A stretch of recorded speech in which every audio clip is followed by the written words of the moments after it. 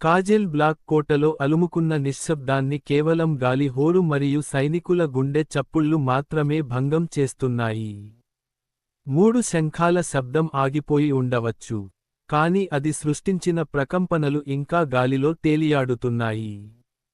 ఆర్యన్ మరియు జోరా, మంచు తుఫానులో పరిగెత్తి అలసిపోయి, కోట ముఖద్వారం గుండా లోపలికి పడిపోగానే, లార్డ్ కమాండర్ మోర్మాంట్ గొంతులో భయం మరియు ఆజ్ఞ కలగలిసి వినిపించింది.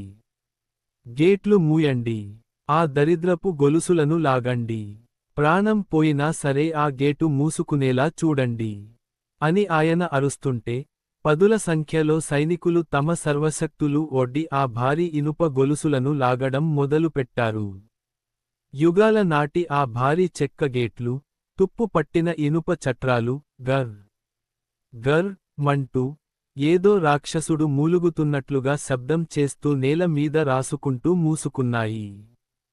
చివరికి ధడేల్ మని ఆ గేటు మూసుకుని, గడియ పడగానే, కోటలోని ప్రతి ఒక్కరూ తమ ఊపిరిని వదిలారు.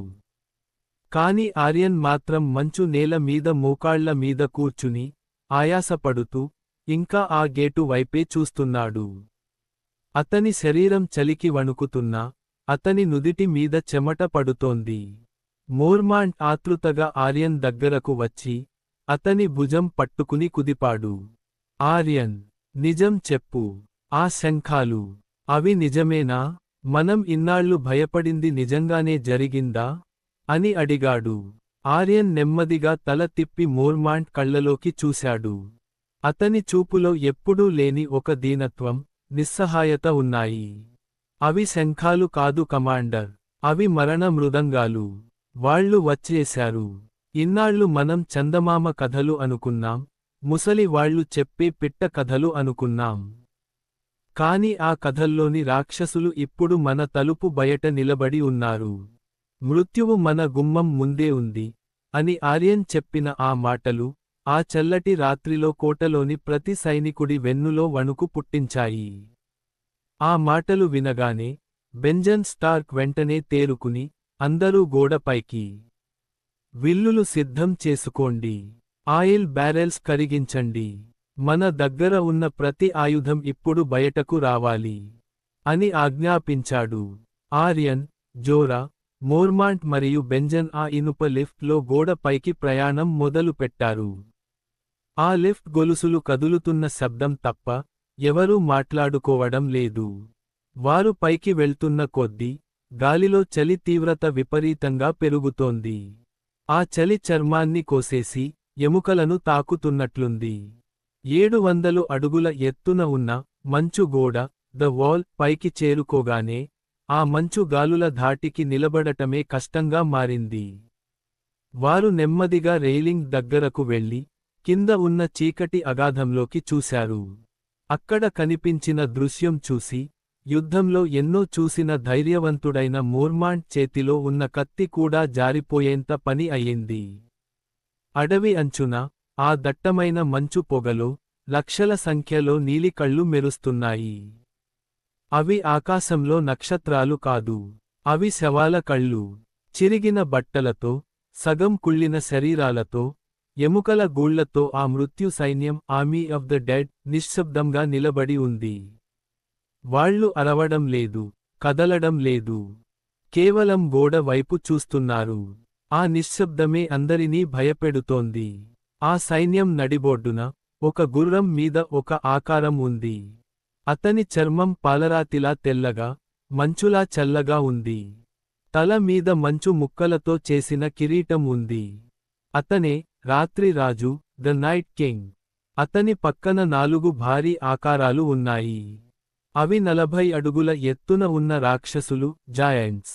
వారి చేతుల్లో పెద్ద పెద్ద వృక్షాలను పీకి, వాటిని గదల్లా పట్టుకుని యుద్ధానికి సిద్ధంగా ఉన్నారు. దేవుడా! మనం వీరిని ఎలా ఆపగలం?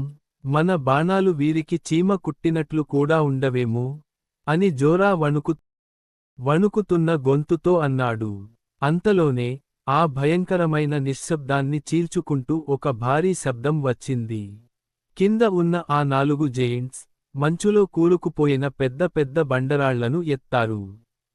వారి బలం ముందు ఆ బండరాళ్ళు చిన్న రాళ్లలా ఉన్నాయి. వారు ఒక్కసారిగా ఆ రాళ్లను గోడ పైకి విసిరారు. వూష్! ధామ్!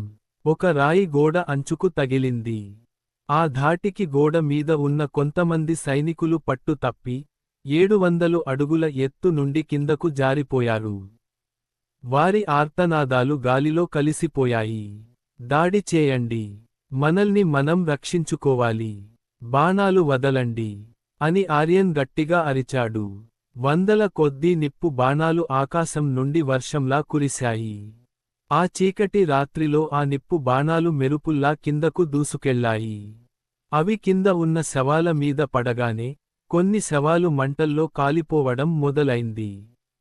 ఆ శవాలు కాలుతున్నప్పుడు వచ్చే వాసన, వారి వికృతమైన అరుపులు భయంకరంగా ఉన్నాయి. కానీ వెనుక ఉన్న లక్షల మంది శవాలు ఆ మంటలను, కాలిపోతున్న తమ తోటివారిని తొక్కుకుంటూ ముందుకు వస్తూనే ఉన్నాయి. వారికి భయం లేదు, నొప్పి లేదు, వెనక్కి తగ్గే ఆలోచన లేదు. ఈ బీభత్సం మధ్యలో నైట్ కింగ్ ఇవేమీ పట్టించుకోకుండా నెమ్మదిగా గుర్రం దిగాడు. ఆ యుద్ధం మధ్యలో అతను ప్రశాంతంగా గోడ వైపు నడుచుకుంటూ వచ్చాడు. గోడకు అడుగు దూరంలో నిలబడ్డాడు. అతను తన కుడి చేతిని గోడ పునాదుల వైపు చాచాడు. ఆర్యన్ అది గమనించి, వెనక్కి జరగండి! అందరూ వెనక్కి జరగండి! అని అరిచేలోపే నైట్ కింగ్ చేతి నుండి ఒక నీలిరంగు శక్తి తరంగం బయటకు వచ్చి గోడను తాకింది. క్షణం పాటు ఏమీ జరగలేదు. కానీ మరుక్షణం భూకంపం వచ్చినట్లు గోడ మొత్తం ఊగిపోయింది. క్రాక్! క్రాక్! క్రాక్! మంచు గోడ అడుగుభాగం నుండి పెద్ద పెద్ద పగుళ్ళు, సాలెగూడులా పైకి పాకడం మొదలైంది. యుగాల నాటి ఆ మంచు గోడ గాజు ముక్కలా పగిలిపోవడానికి సిద్ధంగా ఉంది. గోడ ఊగిపోతుండడంతో ఆర్యన్ కింద పడిపోయాడు. అతని కళ్ల ముందు గోడ మధ్యలో ఒక పెద్ద పగులు వచ్చి ఆకాశం వైపు చీల్చుకుంటూ వెళ్తోంది. అయిపోయింది! అంతా అయిపోయింది! మనుషుల కాలం ముగిసింది! అని మోర్మాంట్ నిరాశతో కూలబడిపోయాడు. కానీ సరిగ్గా ఆ సమయంలో ఆర్యన్ గుండెల్లో ఏదో మంట మొదలైంది. గుహలో ఆ ముసలివాడు చెప్పిన మాటలు, నిప్పు చల్లారిన చోట నువ్వు రగిలించాలి అన్న వాక్యం గుర్తొచ్చింది. ఆర్యన్ కత్తి విపరీతంగా వేడెక్కింది. ఆ వేడి అతని చేతిని కాల్చడం లేదు, అతనికి కొత్త శక్తిని ఇస్తోంది. ఆర్యన్ లేచి నిలబడ్డాడు. అతని కళ్ళు ఇప్పుడు మామూలుగా లేవు, అవి పూర్తిగా నీలిరంగు మంటల్లా మారిపోయాయి. అతను తన కత్తిని ఆకాశం వైపు కాదు, కిందకు, నైట్ కింగ్ వైపు చూపించాడు. నువ్వు గోడను దాటలేవు! అని ఆర్యన్ గట్టిగా అరిచాడు. అతని గొంతు మనిషి గొంతులా లేదు, ఏదో దైవిక శక్తి మాట్లాడుతున్నట్లు ఉంది. ఆర్యన్ కత్తి నుండి ఒక ప్రచండమైన నీలిరంగు కాంతి కిరణం వెలువడింది. అది నేరుగా వెళ్లి, గోడ మీద ఏర్పడుతున్న పగుళ్లను తాకింది. ఆశ్చర్యం! ఆ కాంతి తగలగానే ఆ పగుళ్లు వాటంతట అవే పూడుకుపోవడం మొదలైంది. ఆ మంచు మళ్లీ గట్టిపడింది. నైట్ కింగ్ పంపిస్తున్న శక్తిని ఆర్యన్ శక్తి వెనక్కి నెట్టేసింది. ఆర్యన్ తన ప్రాణశక్తిని మొత్తం ధారపోసి గోడను కూలిపోకుండా కాపాడి స్పృహ తప్పి పడిపోయాడు. ఆర్యన్ శక్తిని చూసి నైట్ కింగ్ ఆశ్చర్యపోయినా వెనక్కి తగ్గుతూ ఒక కొత్త ఎత్తుగడ వేశాడు. అతను తన సైన్యాన్ని వెనక్కి పిలిచాడు. సైనికులు గెలిచామని సంబరపడ్డారు, కానీ స్పృహలోకి వస్తున్న ఆర్యన్ వారిని వారించాడు. మోర్మాంట్ బైనాక్యులర్స్తో గమనించగా ఆ శవాల సైన్యం మరియు రాక్షసులు అడవిలోకి వెళ్లకుండా గోడ పక్కన ఉన్న ఈస్ట్ వాచ్ వైపు నడుస్తున్నారు.